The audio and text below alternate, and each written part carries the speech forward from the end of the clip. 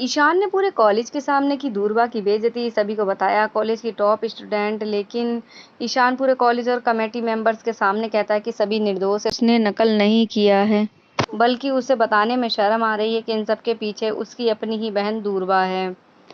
गुम है किसी के प्यार में बीते दिनों आपको कॉलेज में काफ़ी ड्रामा देखने को मिला। कॉलेज में सभी पर एक के बाद एक इल्ज़ाम लगते नज़र आ रहे। बीते दिनों सभी पर परीक्षा में नकल करने का आरोप लगा और इसे इसकी सज़ा देते हुए कॉलेज से रेस्टिकेट कर दिया जाता है। लेकिन बाद में ईशान को पता चलता है कि सभी निर्दोष है, उसने कोई नकल नहीं की, बल्कि इन सब के पीछे उसकी अपनी बहन दूरबा है।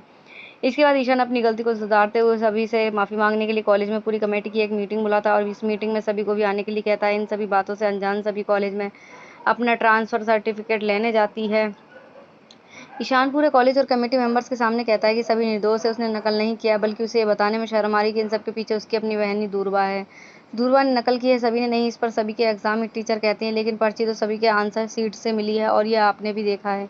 ईशान कहता है हाँ, पर्ची भले ही सभी के आंसर सीट से मिली है, लेकिन उसे फंसाया गया है।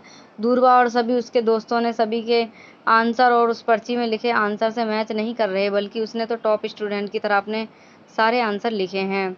इसके बाद ईशान कहता है दूरबा को फिर से सारे पेपर देने होंगे और वो भी मेरी निगरानी में। इस पर वह कहती है कि सारे क्या, मैंने तो एक ही पेपर में नकल की है। ईशान कहता है कि कैसे तुम्हें पता कि तुमने एक ही में नकल की है, तुम्हें फिर से सारे एग्जाम देने होंगे। वहीं दूसरी तरफ ईशान सभी के लिए कहता है कि सभी ने जिस तरह से अपने उत्तर लिखे हैं, ऐसा कोई फाइनल ईयर का स्टूडेंट ही लिख सकता है। ये सारी सब बातें सभी चुपचाप खड़ी होकर सुनती है। इसके बाद ईशान कहता है कि मैं सभी का वापस कॉलेज में एंट्री देता हूँ और उसे हॉस्टल में रूम भी अलॉट करता हूँ, वो जब चाहे हॉस्टल में शिफ्ट हो सकती है। ईशान की बातें सुनने के बाद सभी उसके पास जाकर कहती है कि उसे उसका ट्रांसफ़र सर्टिफिकेट जल्द से जल्द दिलवा दें, उसे यहाँ से जाना है। ये कहते हुए वहाँ से निकल जाती है। इसके बाद ईशान उसे पीछे जाता है और वह कहता है उसके लिए पूरी कॉलेज के सामने बात कर रहा है और वह वहाँ से ऐसे ही जा रही है। इस पर सभी कहती है आपने ये सब अपने लिए किया है, मेरे लिए नहीं किया, आप खुद को इस गिल्ट से बाहर निकालना चाहते थे, इसीलिए।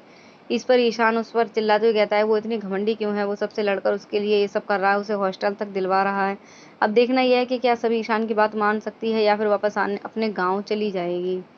तो दोस्तों कैसी लगी न्यू अपडेट हमें कमेंट सेक्शन में कमेंट करके ज़रूर बताना। ऐसी ही वीडियो देखने के लिए हमारे चैनल को लाइक और सब्सक्राइब करें और हाँ दोस्तों, बेल आइकन को प्रेस करना बिल्कुल भी ना भूलें। तो मिलते हैं नेक्स्ट वीडियो में, तब तक के लिए बाय बाय दोस्तों।